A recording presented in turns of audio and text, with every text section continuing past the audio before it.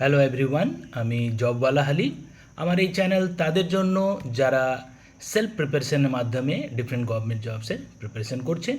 এই চ্যানেলের মাধ্যমে আমি পড়াই না, কিন্তু বলে দেই কীভাবে পড়তে হয়।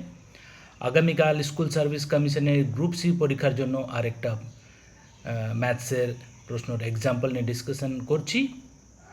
যদি 2000 রুপিস দাম কমিয়ে দেওয়া হয় সেলিং প্রাইস, তাহলে 10% গেন থেকে সেটা 10% লসে হয়ে যাচ্ছে। তাহলে আমরা যদি কস্ট প্রাইস 100x ধরি, প্রথম কেসে সেটা 110x, আর লস মানে 90x।